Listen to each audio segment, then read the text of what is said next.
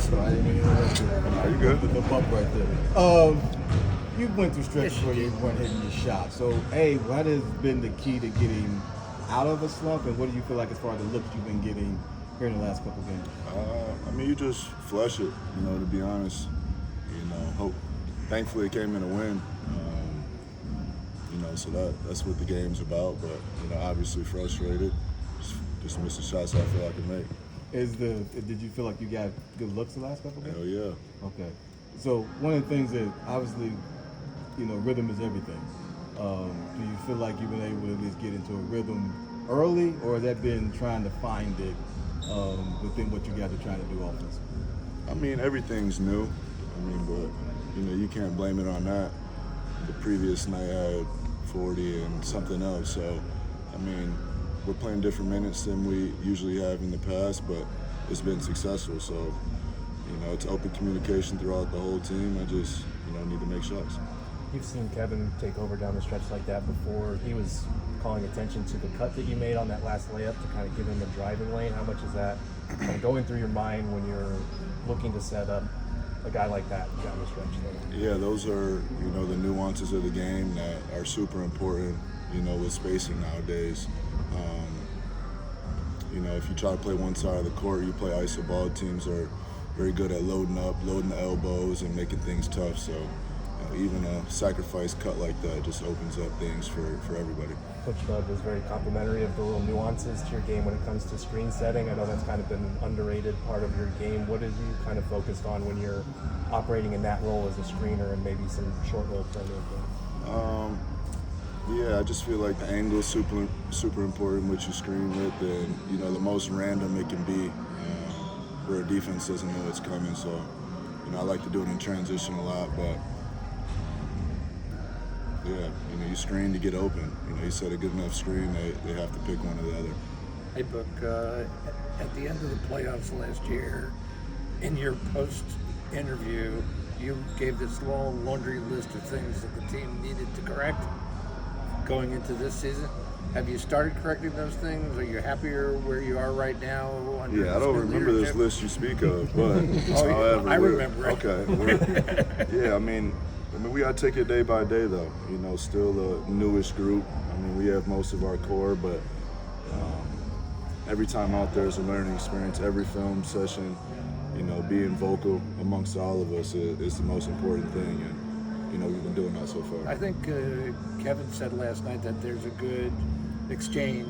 That I think even Bill said it, that the coach does, has his ways, but he's open to listening to what you guys have to say too.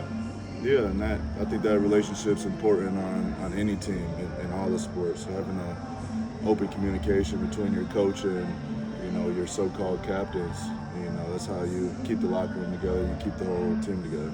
Brad told us last night that he kind of looked at what the roster was and realized like there was an opening for a defensive stopper and he wanted to take on that role. How have you seen him take on that role to start the year so far? He takes on the challenge every night, and it's not easy, fighting through a lot of screens. And, we haven't switched a lot this year either, so, staying attached to your matchup through multiple screens on possessions, he's been doing a hell of a job with it. Kevin brought that up last night too, the lack of switching. Is that something that you think helps the defense in its early stages, kind of build the right habits? Yeah. I think there's a time and place for everything, but, setting a foundation where, you're going to stick your matchup and stay with them is important. When McCall came back into town for the first time since the trade, he mentioned that the offensive workload increasing for him had him kind of trying to balance more his gas tank a bit defensively. Have you noticed the inverse of that ever in your career, just bringing it up in relation to Brad, just like the amount of energy that you can expend defensively when you guys have more weapons offensively? Is that a thing? Yeah. We try to be in our best shape, but, like you're saying, sometimes it gets you activated too. You get a couple stops and you feel a part of the game, even if you're not touching on the offense end. So, I see it both ways. Well, when the Lakers were in town, J.J. Redick told us a story about when he came to your house for the podcast. Mm-hmm. He said, What was the story? He said you spent like 45 minutes just setting things up, the lighting, the background, moving things around. He said normally that process takes like 5 minutes. He said, but he enjoyed just kind of watching you be involved in that. Was there any reason why you were so meticulous in getting everything set up? I'd just say branding in the background, not trying to promote anything that's not paying me.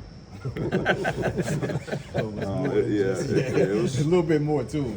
Yeah, it was pretty much just that. But that whole time I was deciding if I was actually going to do it or not. But he's a convincer.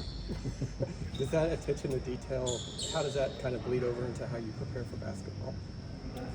Just talk about the nuances and the details, and just understanding how important they are.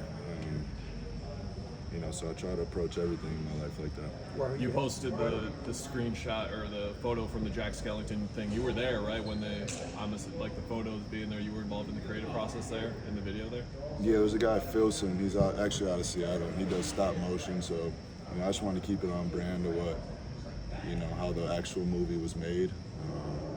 So there's a lot of work that goes on behind the scenes that, you kind of can't gauge unless you if you know type thing. I know it's an important movie for you with your relationship with your family. Did you get the seal of approval from them on how it looked? Yeah.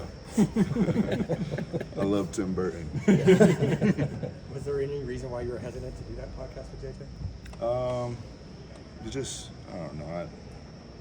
Everyone has a podcast now, and there's so much information out there, and I've just did a decent job of kind of staying in my own lane and kind of out the way, protecting peace. Did someone suggest that to you, or is that just something you've always wanted to do? He asked for a few years in a row, and I always respected him. So, I did D'Angelo's too, the Backyard Podcast, and he's a lifetime friend of mine, and always has good comments. People say they usually don't hear me talk that much, so it's always good to show some personality. Yeah, I was just wondering about trying to stay private, keeping things internal. Did someone suggest that to you, or is that just? I know it's just how I've always been. Yeah. Yeah, but. Do you find that out of character to try and speak up? Yeah, I feel uncomfortable sometimes, and then I don't like listening to myself back, hearing it again. I'm always like, I should have said that differently. So you always don't have to listen to it. That's true.